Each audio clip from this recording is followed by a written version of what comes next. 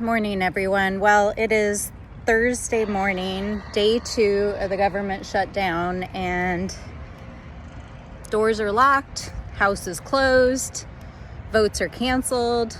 Republicans didn't even bother to come back to Washington, D.C. Senate is closed today. My colleagues are nowhere to be found. Congresswoman Arlita Grijalva continues to not be sworn in. And I want to just take a moment to share some thoughts about this moment and its meaning for the United States, for the people of this country. You know, I've been thinking about it this morning of imagine answering a fight for the dignity of people with more cruelty, with the idea that your definition of a win is to maximize pain. And I'm not even making this up as a hypothetical. That is literally what the White House told House Republicans yesterday on a call about their strategy for the shutdown. Because the OMB director, the director of the White House Budget Office, this guy, Russell Vought, literally is the architect of Project 2025.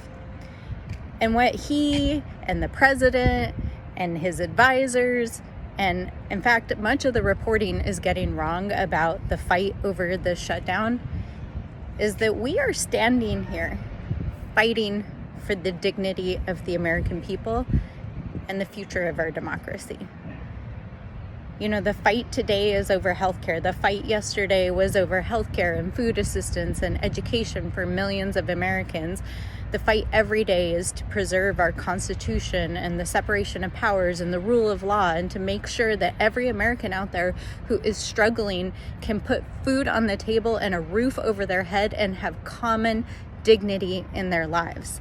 And these guys are over here trying to maximize the pain for the American people as a negotiation strategy. In fact, yesterday, Russell Vought told House Republicans that they were going to start rescinding money for millions of projects all over the country, that they were going to cancel funds that had already been appropriated for basic infrastructure, especially in Democratic states.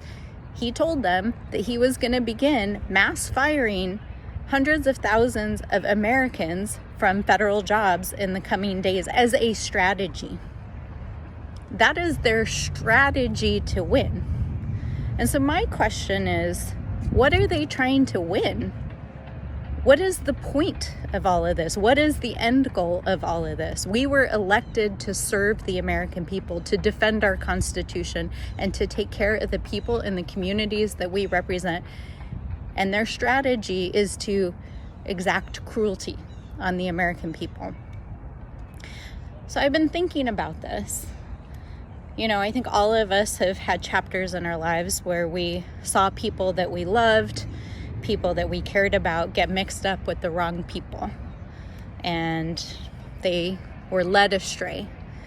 And so I keep wondering what happened to my colleagues in the Republican Party. What has happened to the people I love and care about who actually do serve this great nation at the national and local level, who are so wrapped up in an administration and surrounded by people who believe that cruelty and exacting and maximizing pain is the objective of winning?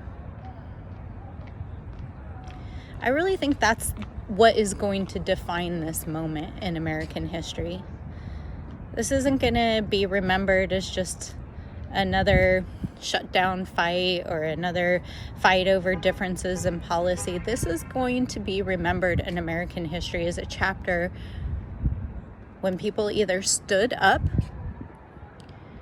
let their moral conscience be their backbone and their compass, or people who remained silent and didn't say the things that needed to be said, that didn't stand up to the people who needed to be stood up to, who didn't defend the morals and truths and oaths they took, and people who didn't stand up for the people that they represented.